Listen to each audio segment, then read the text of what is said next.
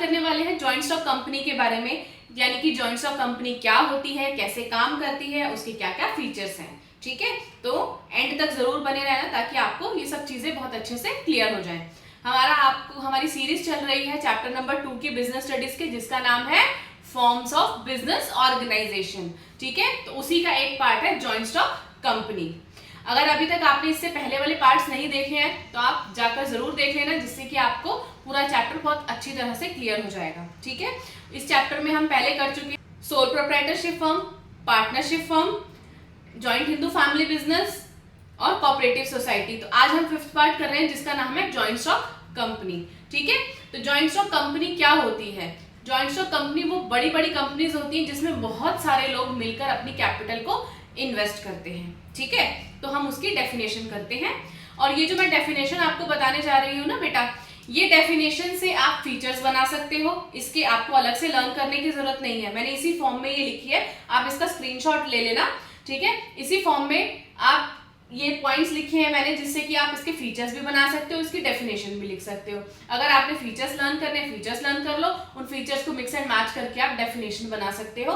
ठीक है, तो वही मैं आज आपको अच्छे से सिखाने वाली हूँ, तो एंड तक जरूर बने रहना, सो दैट कि आपको पॉइंट्स अच्छे से क्लियर हो जाए कि हमें आपको डेफिनेशन और फीचर्स दोनों अलग अलग ना याद करने पड़े। एक ही चीज याद करोगे तो भी आपको डेफिनेशन एग्जाम में आएगी, डेफिनेशन लिख लो, फीचर्स एग्जाम में आएंगे तो फीचर्स लिख लेना। ठीक है, तो मैं यहाँ पर साइड हो जाती हूँ, आपको अगर स्क्रीनशॉट लेना है तो आप स्क्रीनशॉट ले लो इसका। ठीक है, तो चलिए, A joint stock company is a voluntary association of persons who generally contribute capital. Joint stock company क्या होती है? एक वॉलेंट्री एसोसिएशन होती है उन लोगों की जो कि मिलकर अपना पैसा एक बिजनेस के अंदर इन्वेस्ट करना चाहते हैं। ठीक है, they carry on a particular type of business, ये एक पर्टिकुलर टाइप का बिजनेस में इन्वेस्ट करते हैं। वो बिजनेस जो है वो रजिस्टर्ड होता है लॉ के अंडर। ठीक है, आगे की स्टेटमेंट लिखी हुई है which is established by law, यानी कि वो लॉ से एस्टैब्लिश्ड होना चाहिए। अगर वो कोई भी कंपनी हमारी रजिस्टर्ड नहीं है तो वो अपने शेयर्स मार्केट में ऐसे इशू नहीं कर सकती। ठीक है, तो हमारी डेफिनेशन क्या बोलती है? हमारी डेफिनेशन बोलती है joint stock company is a association. क्या है? एक एसोसिएशन है। कौन सी एसोसिएशन? हमारी वॉलेंट्री एसोसिएशन है, जिसमें लोग मिलकर अपना पैसा एक बिजनेस के अंदर इन्वेस्ट करते हैं। ठीक है, और वो कंपनी हमारी रजिस्टर्ड होनी चाहिए लॉ के अंडर, अदरवाइज नहीं, वो कंपनी वैलिड नहीं होती। ठीक है, तो हमने 2 पॉइंट लर्न कर लिए। अब इसके मैं आपको एग्जांपल देती हूँ। एग्जांपल कौन कौन से होते हैं? जैसे टाटा स्टील लिमिटेड का नाम आपने सुना होगा। ठीक है, टाटा स्टील इंडस्ट्रीज का नाम वैसे तो सबने सुना है, लेकिन बाय चांस अगर किसी बच्चे ने नहीं सुना तो एक नाम है जो सबने सुना हुआ है, वो है रिलायंस इंडस्ट्रीज लिमिटेड। इसको तो सब जानते हैं, बच्चा बच्चा जानता है कि रिलायंस इंडस्ट्रीज कौन सी है। तो ये क्या है? ये जॉइंट स्टॉक कंपनीज हैं जिसके अंदर लोग, अपनी जो जनरल पब्लिक होती है वो अपने पैसे को इन्वेस्ट करती है और अपनी कैपिटल उनको देती है इन्वेस्ट करने के लिए। उसके अगेंस्ट उनको क्या मिलता है? प्रॉफिट मिलता है। और ये जो हमारी जॉइंट स्टॉक कंपनी होती है उसका पर्पस क्या होता है? इसका सिर्फ एक पर्पस होता है, that is to earn profit. ठीक है, प्रॉफिट अर्न करने के उद्देश्य से ही ये कंपनीज एस्टैब्लिश की जाती हैं। ठीक है, और इसमें अब आगे देखते हैं, total capital is called share capital, यानी कि अगर रिलायंस के अंदर अगर आपको कोई इन्वेस्टमेंट करनी है, ठीक है, इन्वेस्टमेंट करने के लिए आपने 50,000 रुपीज इन्वेस्ट किए, आपके दोस्त ने 1 लाख रुपीज इन्वेस्ट किए, आपके एक और दोस्त ने इन्वेस्ट किए 50,000 रुपीज, और एक पड़ोसी ने, अड़ोसी ने, किसी ने, इधर उधर से सब लोगों ने, पूरी इंडिया के अलग अलग लोगों ने, कहीं से भी आप उसके शेयर्स परचेज कर सकते हो, कहीं से भी आप रिलायंस इंडस्ट्री में या टाटा स्टील इंडस्ट्री में इन्वेस्टमेंट कर सकते हो। ये 2 एग्जांपल दिए, इसके अलावा बहुत सी ऐसी कंपनीज है जॉइंट स्टॉक कंपनीज। ठीक है, तो अब किसी ने पैसे इन्वेस्ट करने हैं तो वो कहीं से भी कर सकता है। ठीक है, तो जो भी सब लोगों ने मिलकर उस बिजनेस के अंदर, हम रिलायंस का एग्जांपल लेके चल रहे हैं, तो जो भी सब लोगों ने मिलकर उस रिलायंस इंडस्ट्रीज के अंदर इन्वेस्टमेंट की है, वो इन्वेस्टमेंट उस कंपनी के लिए, रिलायंस इंडस्ट्रीज के लिए क्या है? Share capital. ठीक है, यानी कि शेयर्स की फॉर्म में उनके पास आ रही है वो कैपिटल सब लोगों की, उसे हम बोलते हैं शेयर कैपिटल। ये कैसे हम इन्वेस्ट करते हैं? हम उस कंपनी के शेयर परचेज करके इन्वेस्ट करते हैं। ठीक है। तो यानी कि जैसे एक आप थे, मैंने एग्जांपल दिया, आपने कुछ इन्वेस्टमेंट की 50,000 रुपीज की, आपने कैपिटल इन्वेस्ट कर दी रिलायंस इंडस्ट्रीज के अंदर, तो हो सकता है उसका शेयर जो है वो 1,000 रुपीज का हो, तो 50 शेयर्स आपके हो गए, ठीक है ना। तो उसको 50 शेयर्स आपने लिए और वो एक शेयर की वैल्यू क्या है, 1,000 रुपीज है, तो 50,000 रुपीज की आपने कैपिटल इन्वेस्ट कर दिया और 50 शेयर्स आपके पास है। तो आप क्या हो उस कंपनी के लिए, आप हो शेयर होल्डर, ठीक है। आपने उस कंपनी के शेयर परचेज किए हैं, शेयर आपके पास है, होल्डर मतलब आपने अपने पास रखे हैं, ठीक है। और जो पैसा आपने इन्वेस्ट किया है वो क्या है उस कंपनी के लिए, वो उस कंपनी के लिए शेयर कैपिटल है, क्योंकि उसके पास क्या आई है, उसके पास तो कैपिटल आई है। और किस फॉर्म में आ रही है कैपिटल, कैपिटल आ रही है शेयर्स की फॉर्म में, तो इसलिए उसको हम बोलते हैं शेयर कैपिटल, ठीक है। आई होप ये पॉइंट आपको अच्छे से समझ में आया हो। कुछ भी डाउट हो मुझे कमेंट करके बताना, मैं आपका डाउट बिल्कुल अच्छे से क्लियर करूंगी। इस कॉन्सेप्ट को समझना बहुत जरूरी है, क्यों, क्योंकि ये बिजनेस स्टडीज का 11th क्लास में बहुत इंपॉर्टेंट टॉपिक है, और सेम यही अब 12th क्लास में जाकर आप अकाउंट्स में भी पढ़ोगे, तब आपको ये बेसिक नॉलेज होनी चाहिए। शेयर्स क्या होते हैं, शेयर कैपिटल क्या होती है, शेयर होल्डर कौन होते हैं, डिबेंचर्स क्या होते हैं, तो ये सब अगर आपके पास नॉलेज होगी तो 12th क्लास में आप इजीली क्वेश्चंस को कर पाओगे, अकाउंट्स में आएगा आपका शेयर कैपिटल, ठीक है। तो उसके लिए इस चैप्टर को समझना हमारे लिए बहुत जरूरी है और अच्छे से समझना बहुत जरूरी है, ठीक है। अभी मैंने आपको क्या बताया, मैंने आपको बताया शेयर होल्डर कौन होते हैं, शेयर कैपिटल क्या होती है, शेयर्स क्या होते हैं, ठीक है। तो इन्हीं चीजों को मैंने पॉइंट्स में लिखा है, तो उनको पढ़ते हैं। Total capital is called share capital, यानी कि कंपनी के पास उन 500 लोगों ने मिलकर जो भी पैसा दिया है, जो कंपनी के पास पैसे आए हैं, वो क्या है कंपनी के लिए शेयर कैपिटल हो गई। Share capital is divided into small units, यानी कि शेयर कैपिटल जो है वो छोटे छोटे यूनिट्स में डिवाइड हुई है। जैसे मैंने आपको बताया कि आपने 50,000 रुपीज के शेयर परचेज किए और एक शेयर की वैल्यू थी 1,000 रुपीज, तो आपके पास उस कंपनी के 50 शेयर्स हो गए, ठीक है ना। तो उसके बाद एवरी मेंबर होल्ड्स सम शेयर, जिसने भी इन्वेस्टमेंट की है बिजनेस के अंदर, ठीक है, वो उसके पास क्या है उस कंपनी के शेयर्स होंगे। उसके बाद आता है members are called shareholders, मैंने आपको अभी समझाया कि यानी कि अगर आपने इन्वेस्टमेंट किया, आपके पास कुछ शेयर्स पड़े हैं, तो आप कौन हो, आप हो शेयर होल्डर उस कंपनी के। उसके बाद आता है registered under the companies act 2013, और ये जो कंपनीज होती हैं यानी जॉइंट स्टॉक कंपनीज जो होती हैं वो द कंपनीज एक्ट 2013 के अंडर रजिस्टर्ड होती ही होती है। अगर कोई भी कंपनी इस एक्ट के अंडर रजिस्टर्ड नहीं है तो वो कंपनी वैलिड नहीं होती, वो कंपनी अपने शेयर्स मार्केट में इशू नहीं कर सकती है। तो ये हुई उसकी डेफिनेशन, ठीक है, अच्छे से समझ में आई है तो गुड। अगर कुछ भी डाउट आपको लग रहा है तो कमेंट बॉक्स में लिखकर मुझे बताना, ताकि मैं और अच्छे से आपको उसको क्लियर कर पाऊँ। और अगर उस कमेंट में भी क्लियर नहीं हुआ तो मैं एक और वीडियो बनाऊंगी जिसमें आपको और अच्छे से इसको एक्सप्लेन कर दूंगी अगर आपको चाहिए तो, ठीक है।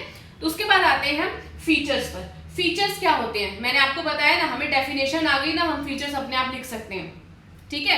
फर्स्ट पॉइंट क्या था हमारा, वॉलंटरी एसोसिएशन।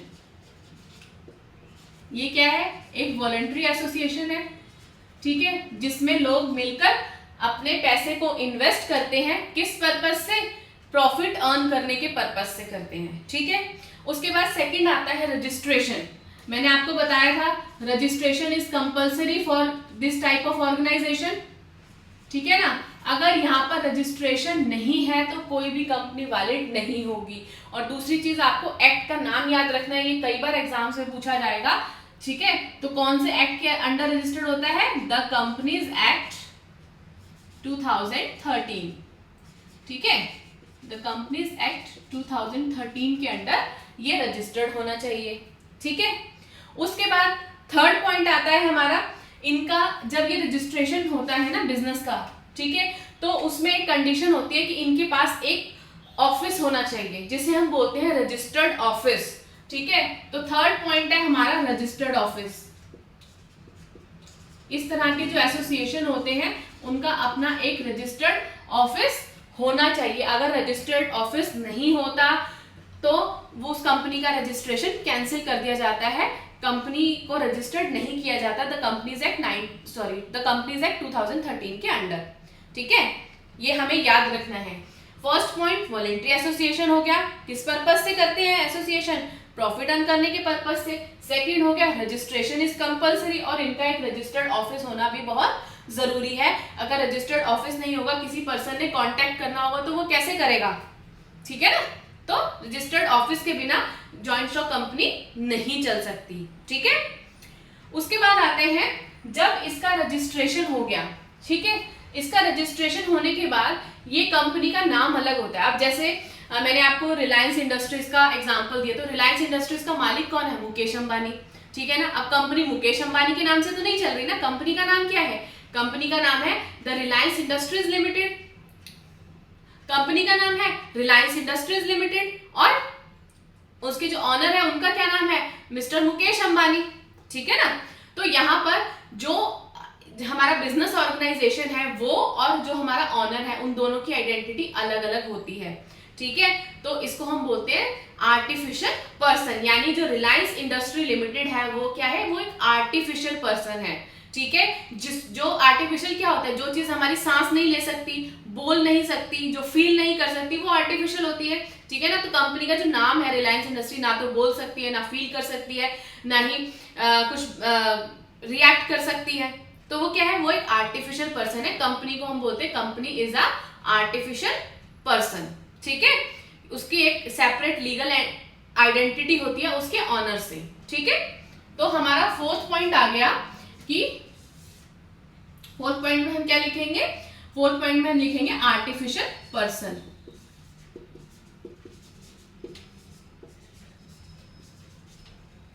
ठीक है। हमारा आर्टिफिशियल पर्सन होती है कंपनी। अभी जैसे हमने पढ़ा था सोल प्रोप्राइटरशिप फॉर्म के बारे में हमने पढ़ा था, तो उसमें क्या होता है, एक ही ऑनर होता है। अब एक ऑनर होता है, अगर कुछ भी डिसीजन लेना है या कोई कॉन्ट्रैक्ट साइन करना है तो वो जो सोल प्रोप्राइटरशिप फर्म का जो ऑनर है वो साइन करेगा। अब कंपनी है, कंपनी के अंदर कोई एक मालिक नहीं है, ठीक है, बहुत सारे शेयर होल्डर्स हैं। अगर कोई भी कॉन्ट्रैक्ट साइन करना है तो ये कंपनी कैसे करेगी, कंपनी तो आर्टिफिशियल पर्सन है, पढ़ा हमने आर्टिफिशियल पर्सन है, तो कोई कॉन्ट्रैक्ट वैलिड कैसे माना जाएगा, उसमें सब आकर तो साइन कर नहीं पाएंगे, ठीक है, क्योंकि इतने सारे शेयर होल्डर्स होते हैं। तो यहाँ पर होती है कंपनी की एक सील, ठीक है, जिसे हम बोलते हैं कॉमन सील। जिस भी डॉक्यूमेंट के ऊपर सिग्नेचर्स की जरूरत होती है वहां पर हम ये कॉमन सील का यूज करते हैं, ठीक है। वहां पर हम किसका यूज करते हैं, कॉमन सील का। कॉमन सील जो जॉइंट स्टॉक कंपनी की कॉमन सील होती है वो होती है उस बिजनेस के सिग्नेचर। अगर ये सील नहीं है, डॉक्यूमेंट वैलिड नहीं है। इस सील का होना बहुत जरूरी होता है। क्लियर माय पॉइंट, ये पॉइंट अच्छे से समझ में आए तो आगे बढ़ते हैं। हाँ, अब ये हो गई, अब हमने पढ़ लिया कि आर्टिफिशियल पर्सन हो गया। अब दे देते हैं एक पॉइंट, सेपरेट लीगल एंटिटी। हमने अभी पढ़ा ही है ना कि जो बिजनेस है, हमने अभी, ठीक है, हमने अभी पढ़ा ही है कि जो बिजनेस है उसकी आइडेंटिटी, उसकी एंटिटी, उसके ऑनर की एंटिटी से बिल्कुल डिफरेंट होती है, दोनों एक नहीं हो सकता। तो 6 पॉइंट आ गया हमारा सेपरेट लीगल एंटिटी, ठीक है। बिजनेस की एंटिटी और उसके ऑनर की एंटिटी बिल्कुल डिफरेंट है। बिजनेस ऑनर नहीं है, ऑनर बिजनेस नहीं है, ठीक है। तो ये सारे हम डेफिनेशन में पॉइंट्स यूज कर सकते हैं। अगर आपको डेफिनेशन लिखनी है, आपको नहीं याद आ रही, आप याद करना भूल गए हो, अगर आपको फीचर्स पता है ना, तो आप इजीली डेफिनेशन लिख सकते हो। और इस तरह से अगर आप डेफिनेशन लिखोगे तो आपको एग्जाम में मार्क्स भी पूरे मिलेंगे। अब नेक्स्ट पॉइंट देखते हैं। नेक्स्ट पॉइंट क्या होगा, हमारा पॉइंट है हमारा limited liability.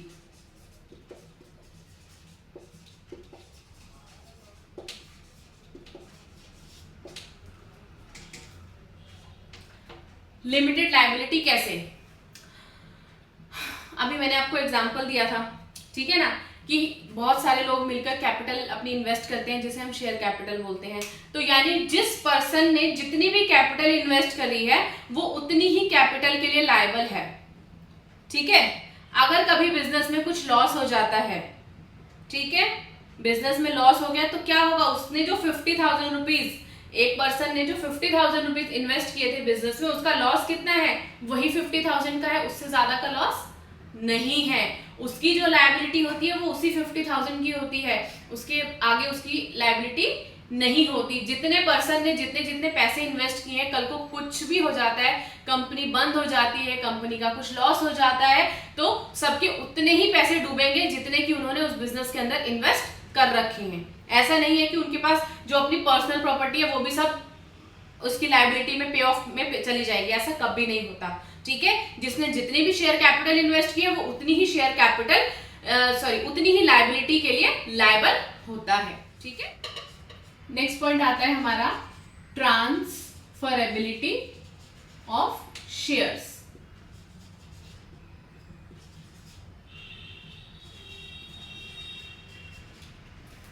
Transferability of share यानी कि इसमें जो भी मेंबर्स होते हैं, यानी जिन जिन लोगों ने उस कंपनी के अंदर पैसा इन्वेस्ट किया है वो फ्री होते हैं, कभी भी अपने शेयर्स को ट्रांसफर कर सकते हैं किसी और के नाम से। ठीक है, जैसे आपने नॉर्मल लैंग्वेज में सुना होगा ना, मैंने इस कंपनी के शेयर परचेज किए थे तो आगे उसको बेच दिया, कितने थोड़ा प्रॉफिट हुआ उसको बेच दिया, दूसरी कंपनी के शेयर्स परचेज कर लिए। तो इस तरह से क्या होता है, जो जो जॉइंट स्टॉक कंपनीज होती हैं उसमें जो पब्लिक कंपनीज होती हैं उसके शेयर्स जो होते हैं वो फ्रीली ट्रांसफरेबल होते हैं, कभी भी कोई भी पर्सन शेयर सेल कर सकता है और परचेज कर सकता है उस कंपनी के। ठीक है, अगर ए ने परचेज किया उस कंपनी के शेयर और उसको लगता है कि शेयर्स की वैल्यू बढ़ गई है, उसको प्रॉफिट हो रहा है, तो वो क्या करेगा, वो अपने शेयर्स बी को बेच देगा, बी सी को बेच देगा, हो सकता है ए दोबारा से शेयर्स ले ले उस कंपनी के। तो इस तरह से फ्री होते हैं। यहाँ पर शेयर्स जो होते हैं वो ट्रांसफरेबल होते हैं। ठीक है, उसमें कोई रिस्ट्रिक्शन नहीं होती कंपनी की तरफ से या लॉ की तरफ से कि आप अपने शेयर्स किसी को ट्रांसफर नहीं कर सकते। ठीक है, उसके बाद नेक्स्ट पॉइंट आता है हमारे पास separation of ownership and management.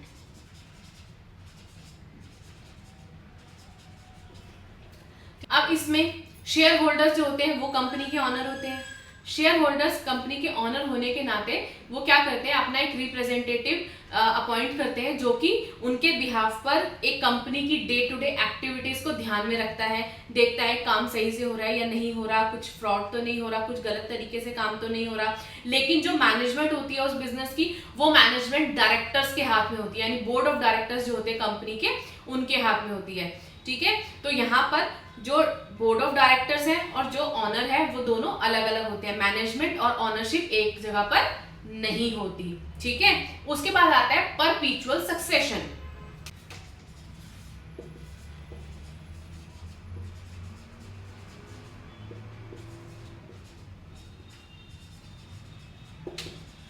परपीचुअल succession क्या होता है? परपीचुअल सक्सेशन मतलब आपका जो मेंबरशिप है वो आगे किसी और के पास चली जाती है, या किसी भी पर्सन के रिटायर होने से, किसी के पर्सन के हैंडीकैप हो जाने से, किसी की डेथ हो जाने से कंपनी के ऊपर कुछ भी इफेक्ट नहीं पड़ता। ये जो है कंपनी आगे की आगे चलती रहती है। ठीक है, फॉर एग्जांपल इतने सारे शेयर होल्डर्स हैं एक कंपनी के, 500 शेयर होल्डर्स हैं, मैं जो आपको एग्जांपल दे रही हूँ अकॉर्डिंग टू दैट, एक कंपनी के 500 शेयर होल्डर्स हैं, उनमें से किसी एक शेयर होल्डर की डेथ हो गई तो उससे क्या कंपनी पर इफेक्ट पड़ेगा? कुछ भी इफेक्ट नहीं पड़ेगा। ठीक है ना, तो इसीलिए परपीचुअल सक्सेशन हमें ये बताता है कि किसी भी पर्सन की डेथ से, किसी पर्सन की रिटायरमेंट से, उसके हैंडीकैप होने से कभी भी कंपनी को कोई इफेक्ट नहीं पड़ता।